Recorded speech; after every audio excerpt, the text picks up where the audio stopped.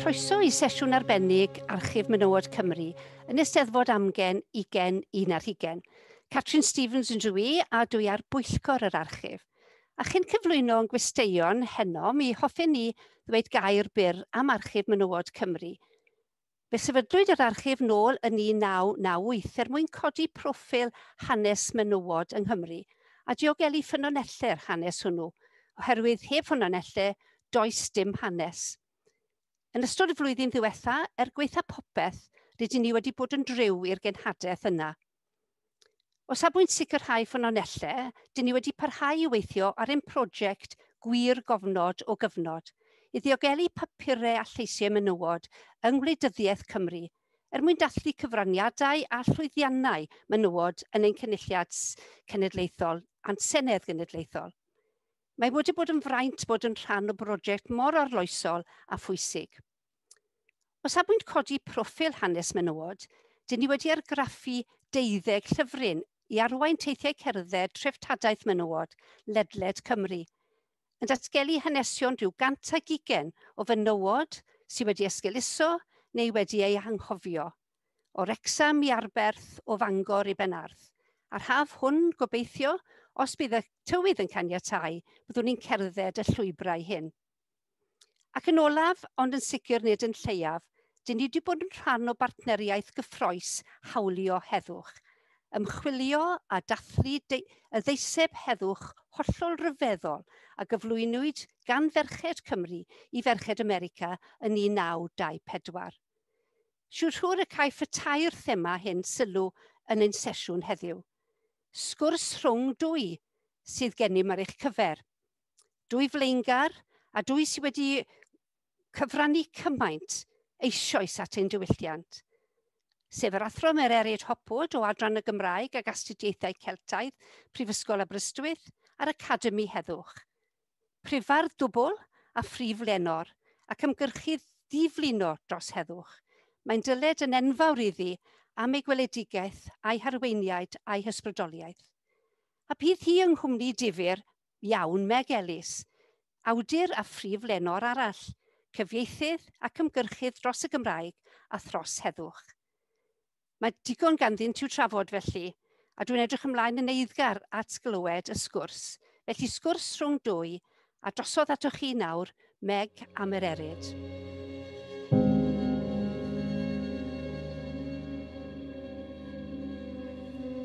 Wel, helo Meg. Dyma ni'n esgus yn bod gyda'n gilydd ym mhabell y cymdeithasau. Ie, wir. Ac fel arfer yn sesiwn Archif Menywod Cymru, mae yna res hir iawn. Menywod gan amlaf un nhw yn aros i gael mewn mewn, ond dyn ni braidd yn unig fan hyn, ond allwn ni ddefnyddio dychymyg ond gallwn ni. Gawn ni ddychmygu bod yna haid o bobl yn disgwyl i'w wrando arno ni. Ac i ni wedi bod mewn sawl cyfarfod gyda'n gilydd dros y flwyddyn diwethaf yma dan amgylchiadau fel hyn, oherwydd mae yna sawl peth nodedig mewn maes sydd o ddiddordeb mawr i ni llwy yn os i ni'n mynd i fod yn cofio 20 mlynedd ers i'r menwod cyntaf fynd o Gaerdydd, o Gymru i Gomin Grinam, a chythau ar rhan amlwg i chwarae yn y stori yna.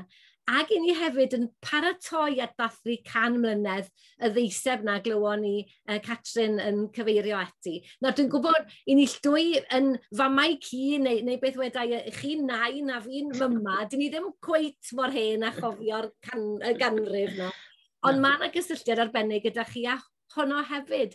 Felly, falle le cyn i ddechrau, Meg, drw'ch holi chi, o ble ddath yr argyhoeddiad yma, yr ymlyniad yma at weithio a troi oriau di ben draw i fater gweld byd o heddwch? Wel, yng nghyswllt y ddeiseb yn arbennig, un o'r merched arweiniodd ac drosodd i'r America efo deiseb heddwch menywod Cymru, menywod America, oedd fy mam gi, sef mam fy nhad, sydd Peter Hughes Griffiths fel oedd i'r redeg hynny, oedd hi wedi ailbriodi ar ôl i Tom Ellis ei gŵr cyntaf arw. Ac na nes i'n nabod hi erioed, oedd hi wedi marw cyn i fy rhieni briodi.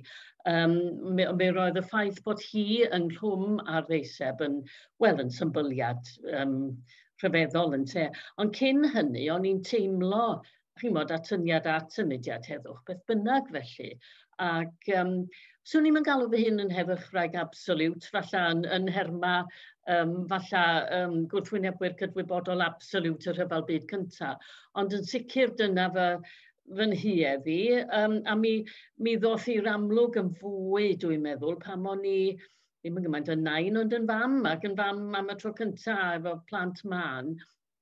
Ac oedd na, wel, oedd rhywun eisiau, y greddf mam ydi amddiffyn i plant, wrth gwrs. Ac oedd o yn gyfnod yr 80au cynnar, pan oedd na fygythiadau mawr. A bygythiadau, da ni wedi sôn arweiniodd at y tablegra'n dod i Gomyn Greenham ac yn y blaen. A bygythiad rhyfel niwclear a rhywun yn teimlo mor fi amddiffyn yn wyneb y grym ofnadwy yma. Oedd hynny di rhoid chi'n gwybod, y symboliad i mi ddim jyst drosodd rhywbeth o'n i fy hun yn gredu, ond dros ymhlant, a dyna dwi'n meddwl, oedd yn symboliad yn gymaint i fudiad o ferched yn de. Oedd hynny'n beth nawr. Dwi'n cofio chi'n sôn rhywdro o'r blaen am y mater niwclear yma, wrth gwrs taflegrau niwclear o'r trein, ond fe ddechreuodd eich yn boeni chi gyda'r cwestiwn hwnnw pan dynwyd eich sylw chi at y gwastraff niwclear. O ia, yn union cyn i fater Comyn Greenham godi, oedd na sôn am gladdu gwastraff niwclear yng Nghymru. A dwi'n cofio gwrando ar y radio a ryw wleidydd chi yn dweud i ddechrau diolch yn mynd i ddigwydd. Wedyn, os diolch yn mynd i ddigwydd, mae'n mynd i fod yn iawn. Ac os diolch ddim yn iawn, popeth yn iawn, fydd o'n mynd effeithio na ni, ond ar genedlaethau nesaf. A mae fi'n dechrau meddwl, angon, mae gen i'r genedlaeth nesaf, yn y cot fan hyn. Chi'n gwybod, beth sy'n mynd i ddigwydd iddi hi, a'i phlant hi, a chi'n gwybod, o'n i'n teimlo efo rhywbeth fel na, nad oedd fel o'n i'n gwybod be oedd yn mynd i ddigwydd beth bynnag, a o iawn os diolch yn effeithio na ni, ond os diolch yn mynd i effeithio ar ymhlant i a plant nhw, mae eisiau gwneud rhywbeth am y peth. A fel sonio chi, mae'r reddf honno i ddiogelu eich plant yn rhywbeth yn beth mor gryf yn dweud. Ydy, ond ydych chi'n teimlo ar yr un llaw bysach chi'n gwneud unrhyw beth i amddiffyn nhw. Ond ar yr un pryd, ydych chi'n teimlo, wel, be fedra i wneud, be fedra i wneud ar ymhen fy hun, a wedyn dwi'n meddwl bod lot o fenywod wedi teimlo, o be fedrwn ni wneud, ond o leia, chi'n bod, a dyna oedd symboliad yr mynd i Greenham i ddechrau i brotestio yn erbyn lleoli tablegra yno, a rhywbeth arwydd o cael tarodd fi bod rhywun wedi deud, un o'r menywod wedi deud, wel, dros y canrifodd, mae dynion wedi mynd i ffwrdd i ryfel, a rwan am unwaith, mae merched yn mynd i ffwrdd dros heddwch. Ac o'n i nath hynny argraff mawr yna. Do, wir. Wel, ewch â ni i Greenham os newch chi. Chi'n gwybod mynd, chi wedi sôn yn barod bod y plant chi, oeddech chi'n mynd ar plant da chi, o'ch chi'n gael nhw gallai. Beth oedd yr onodeb y peth? Ie, wel, o'n i ond yn mynd dros ben wythnosa ac am gyfnod a byr. O raid oherwydd, wel, oedd y plant yn bach a gŵr yn edrych ar ei hôl nhw, a hefyd o'n i'n gweithio llawn amser. Wedyn, chi'n gwybod, fedrwn ni ddim yn hawdd gymryd wythnosa, misoedd i ffwrdd, fel gnaeth llawer o'r merched oedd yn y gwersyll.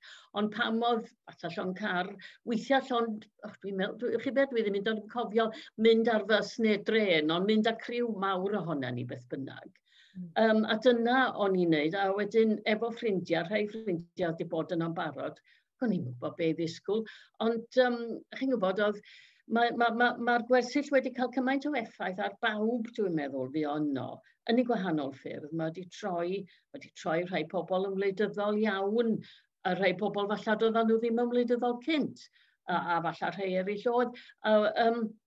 Ond oedd ysbryd y lle a cyfeillgarwch y merched a'i dyfeillgarwch nhw hefyd yn rhywbeth oedd yn clymu ni. Wrth gwrs oedd yr awch a mudiad dros heddwch yn clymu ni, ond oedd cymaint o wahanol ferchad, o wahanol gefndiroedd. Oedd o'n achos gobaith mewn ffordd bod ni mewn sefyllfa lle bod yn anobeithiol.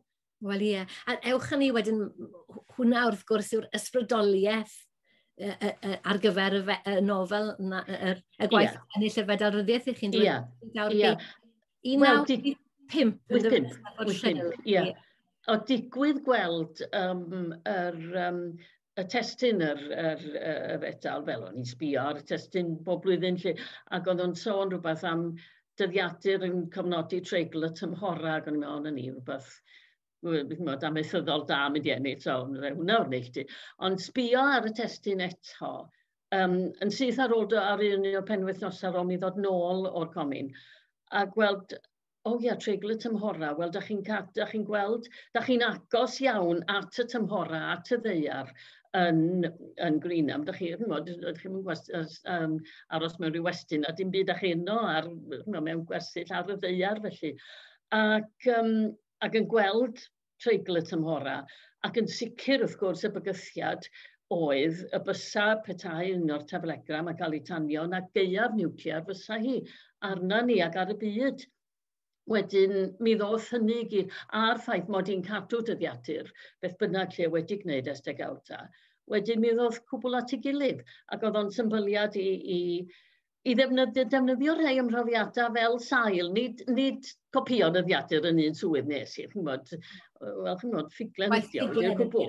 Wel, ia, a mae eisiau pwysleisio ni wrth rai bobl, achos maen nhw'n meddwl bod pob dim dwi'n sôn, oedd hyd yn oed rhywun wedi dweud pan welon nhw fi efo fy merch. A dyma Angharad, am na Angharad, o'n i wedi galw'r ferch. Wel, mae'n llian di enw fy merch i. Chi'n bod, wrth gwrs hwnna wraidd mewn ffaith, ond ffuglen oedd o ac o'n i eisiau darlunio pethau. Chi'n sôn fyna am gadw dyddiadur. Chi dal i gadw dyddiadur, Meg? Ydw, dwi'n gwneud rwan. Mae wedi bod yn eitha cyson. Wel, ers y 60au, dweud y gwir. Reit ysbeidiol yn yr 80au. A falle bod y ffaith bod gen i dyna pan o'n i'n geni ac yma gei tri o blant, falle bod hynny rhywbeth i'n neud efo'r peth. Masif iawn. Ond mae hwnna'n ddiddorol, achos sonio chi fyna yn wylaidd iawn wrth fy'n heibio bod eich myngu chi, a myngu wrth gwrs o'ch chi'n gweud, achos un o'r de oedd hi, ynddo fe? Wel, ia, ond nid yn gymaint hynny, o'n i'n galw hi mam gi a Tom Ellis yn tad ci, o bosib am bod fi ddim yn nabod nhw, ond am bod gen i taid a nain, sef rhieni mam, a un ffordd o wahaniaethu, chi'n gwybod, mae wahanol... Wrth gwrs, mae gen bobl, os oes gynnyn nhw'r ddwy set, maen nhw'n aml yn, chi'n meddwl, mae yna taid Cardydd neu nain Amlwch neu rhywbeth neu mam gi. Ond dwi'n nhad am am oedd i penderfynu mwyn gwahaniaethu, na taid a nain oedd y rhai o'n i'n nabod, a tad ci a mam gi. Ond wedyn, dwi wastad yn meddwl am Anni fel mam gi. Na ni, a hi wedyn, i ni fod yn glir, oedd mam eich tad, a fel o'n i'n dweud, wnaethoch chi sôn yn wyledd bod hi'n un o'r menywod, ac wrth gwrs, roedd na griw mawr, a falle dylwn ni esbonio yn neud beth, ond hi sy'n cael ei adnabod fel yr arweinydd, yr un oedd yn tynnu pawb at ei, dwi'n dychmygu hi fel menyw o lawer iawn o egni, a pe byddai di bod yn gi fi, byddai ni wedi clochtar yn uwch, dwi'n siŵr, ond oedd hi'n cadw dyddiadur. A dyddiadur, wrth gwrs, fel o'ch chi'n dweud, mae'n cael ei adnabod yng nghyd-destun y ddeiseb hon, fel Mrs Annie Hughes Griffiths, oherwydd yr ailwr, ond fel gwraig Tom Ellis o... Dwi'n meddwl amdani hi'n te. Ond dewch i ni well i ni jyst esbonio chydig o'r gefndir. Felly dyma be ddigwyddodd, a gallwch chi gywiro fi os ydw i'n anghywir. Ond y flwyddyn 1923, oedd eiti hynny, wrth gwrs, y rhyfel byd cyntaf wedi bod yn glatsen fawr i gymaint o deuluoedd yng Nghymru. At hynny wedyn, yr ffliw, yr Sbaen, fel oedd yn cael ei adnabod, y salwch mae wedi cymryd llawer eto fydd. A wedyn y gofid yma, y gallai rhywbeth ddigwydd eto, a'r argyhoeddiad bod rhaid wneud pob peth yn gallu beidio i atal hynny rhag digwydd. A sefydlu yr cyngrair y cenhedloedd, y League of Nations, a llawer iawn o obaith wedi cael ei fuddsoddi yn hynny, ond yr Unol Daleithiau yn pallu ymuno. A wedyn, dychmygwch y fath beth, menwod Cymru yn penderfynu, a ffamlau, y gallen nhw berswadio yr Unol Daleithiau i lofnodi'r peth pwysig yma ac i ddod yn rhan o rhywbeth a oedd i fod i warchod heddwch y byd. A dyma nhw'n gwneud. nawr te, yr ffaith sydd wedi aros gyda fi oedd bod Annie, fel dwi'n mynd i fod yn iawn a'i galw hi nawr, wedi crynhoi bron i 400,000 o lofnodion. Yn dyfer, oedd ganddi, a maddeuwch mae'r ddelwedd yn anghywir, fyddin o bobl ar draws ar hyd a lled Cymru, yn cerdded gyda'i gilydd drwy gwynt a glaw i ffermydd ac i dyddynau anghysbell ac ar hyd strydoedd nad oedden nhw'n ei nabod yn iawn, curo'r ddrysau ac yn cael y llofnodion yma, a'r ddeiseb yn galw ar fenwod yr Unol Daleithiau i ddwy'n pwysau. Yn gwbl ddieithog, yn doedd? Ymhell cyn dyddiau e-bost a Facebook. O'r annwl, ia. A ddim hyd nod, chi'n gwybod, ddim hyd nod ffôn gyn lawer o bobl, cerdded a mynd at y bobl ynddo, at y merched. A wedyn yn cael yr holl enwau yma, wel bydde 400, 300, dwi'n cofio'n union yr ffigwr. Bron i 20,000. Bron i 400,000. 400,000 mae'n ddrwg. Bydde wedi bod yn ganran enfawr o boblogaeth menywod Cymru yn y cyfnod hwnnw. A wedyn wrth gwrs yn comisiynu'r gist dderi yma ac yn ei chymryd hi ar long i America ac yn cyfarfod ar arlywydd. Wel nawr te, meddyliwch.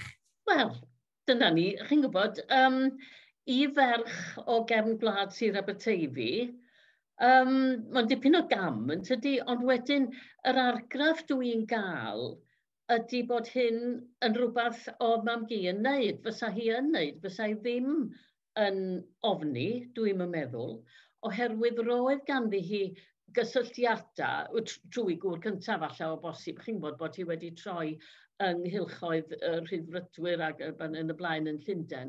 Oedd ei wrth gwrs yn aelod seneddol. Oedd wrth gwrs. Wedyn, chi'n gwybod, oedd hi wedi bod yn y byd hwnnw, a hefyd trwy gysylltiadau efo'i hael ŵr oedd yn wynidog Capel Charing Cross yn Llundain. Wedyn, ond oedd hi'n teimlo, chi'n gwybod, gallai hi fod yn wraig gyhoeddus.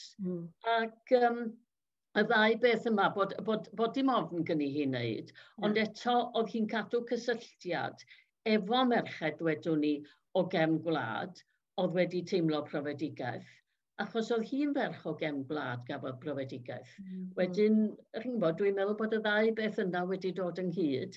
A bant hi, a dim dynion yn mynd gyda nhw, o'n nhw'n mynd fel... O na, oedd nhw'n mynd, ac oedd hynny, chi'n gwybod, oedd o'n yn yr ugeinia yr ganrif ddiwethaf, oedd o'n dechrau dod, chi'n gwybod, oedd yr rhyfel wedi cyfrio lot o hyn, a wedi rhifreinio llawer o ferched. Ac oedd y ffaith bod hi'n mynd, wrth gwrs oedd hi'n wraig briod, ac oedd hynny'n help, ynddo, os oedd yna ferched di-briod efo hi, lle oedd hi'n rhyw fath o chaperon.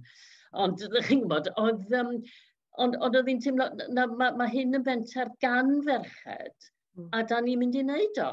Gwarfod arlywydd o'r Unol Daleithiau, wel iawn, oedd hi'n mynd i gwarfod o, a dyna ni.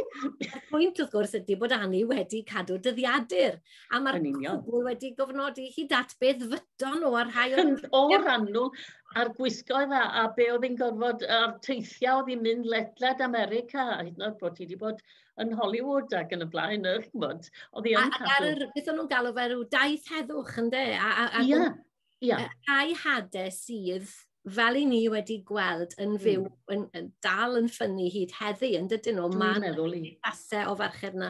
A jyst i esbonio i bobl wedyn, mae'n biti bod Catrin wedi diffodd ei chamrag yn y cefndir, achos hi yw'r hanesydd, mae'n dipyn bach o ffuglen yn perthyn i chi a fi, Meg, i ni'n osio at yn neud pethau lan wedyn, yn dyn ni? Ia, yn union, ond ffeithiau a hanes ydy hyn, a dyna sy'n bwysig. A bod y merched o Gymru wedi mynd drosodd ddim yn unig i gwarfod merched unigol, ond cymdeithasau heddwch yn y merched, a pethau fel the League of Women Voters, chi'n gwybod, yn America, oedd yn ddihunin yn dylanwadu ac yn ceisio dylanwadu i ddod ag America fewn i gyngred y cenhedloedd. Mater o gysylltiadau eto.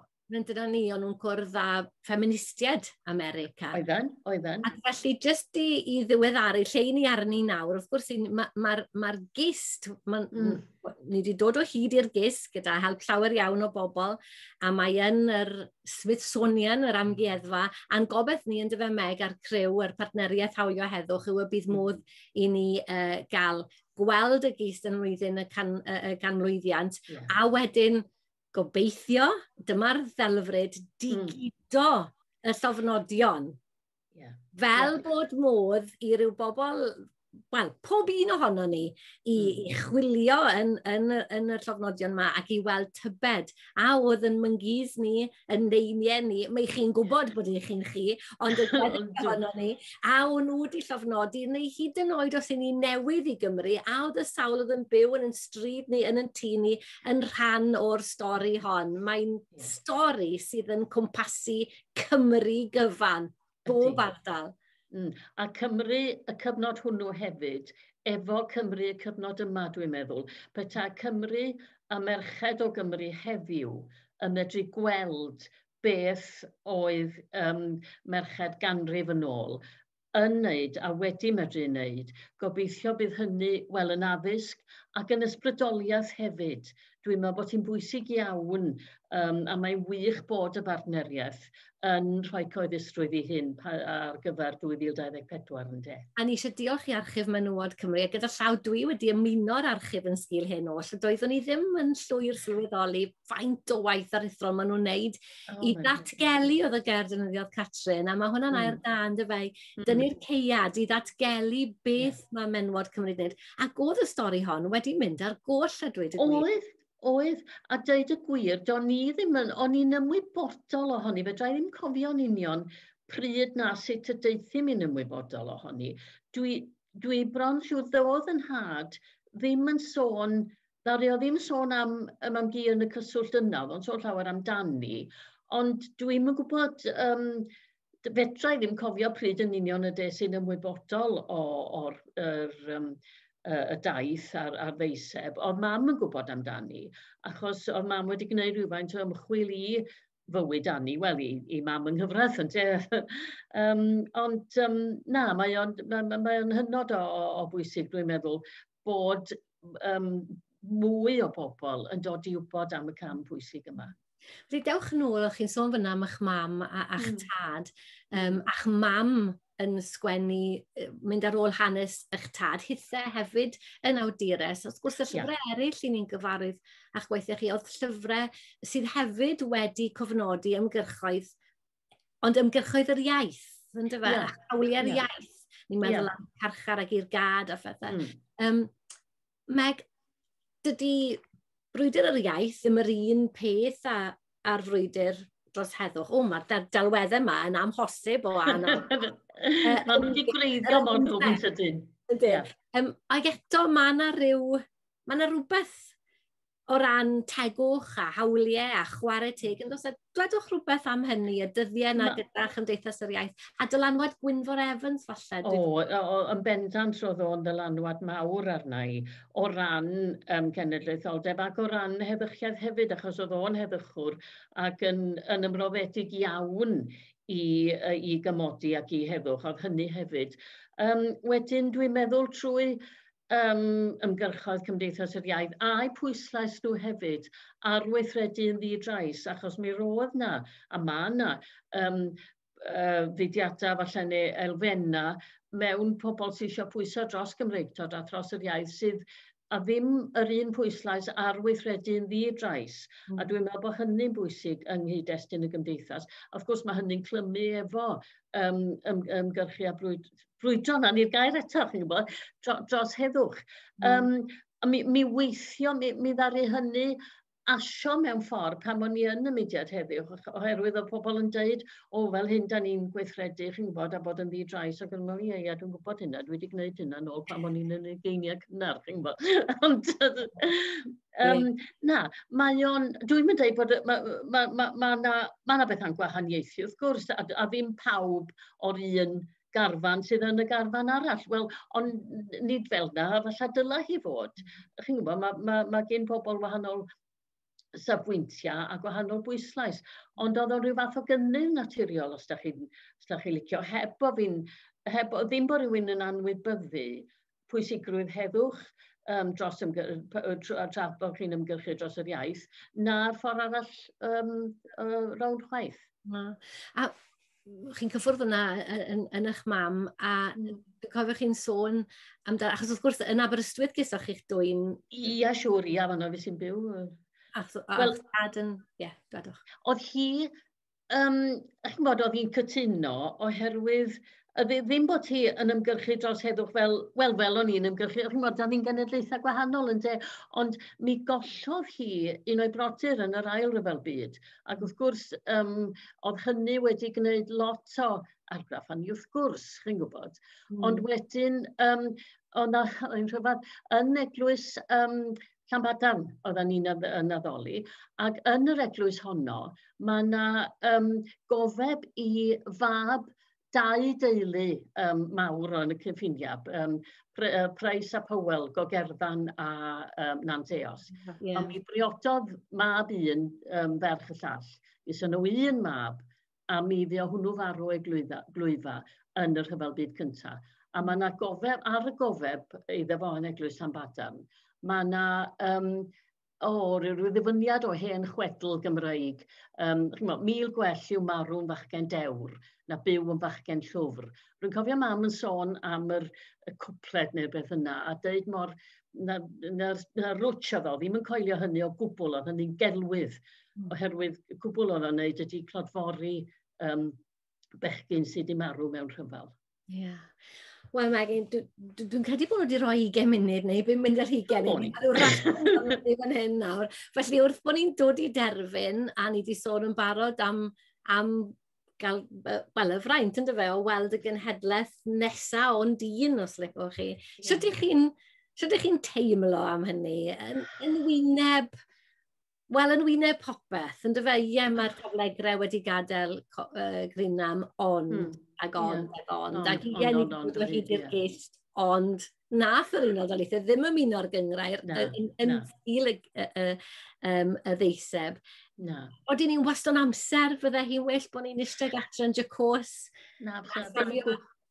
Ddim o gwbl, achos dwi'n meddwl fysa mam gi na'r un o'r merchad ath drosodd, na'r un o'r heifi o wrthi mor ddiwyd yn casglu wedi llwyddo i wneud gymaint a nithon nhw, petan nhw jyst wedi ista adra tra bod yr meibion a'r dynion yn yr hyfal sydd falle wedi arfain i'r sefyllfa da ni yno fo.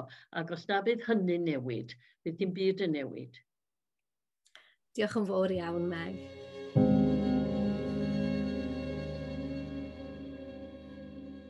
Wel, diolch yn fawr iawn, Mererid a Meg, am drafodaeth mor ddifyr, mor dreiddgar a mor feddylgar hefyd, ac eto'n gartrefol iawn. Diolch o galon i chi. Ni'n gwerthfawrogi yn fawr iawn eich amser chi a'ch diddordeb a'ch ysbrydoliaeth chi yn y maes yma. A dwi'n gobeithio bydd e'n ysbrydoliaeth i bobl eraill i ymuno â ni yn y dathlu mawr yn 2024, pan fydd y gest ar ddeiseb gobeithio wedi dod gartre. Mae croeso hefyd i chi ymuno ar archif. Cysylltwch â ni drwy ein gwefan, archifmenywodcymru.org, neu drwy e-bost amecwow@gmail.com. Danfonwch neges ar ein gweplyfr facebook.com/amecwow, neu ar Trydar @amec_wow. Neu danfonwch lythyr at Archif Menywod Cymru, dan ofal Archifau Richard Burton, Llyfrgell Parc Singleton, Prifysgol Abertawe, SA2 8PP. Mae croeso i bawb ymuno.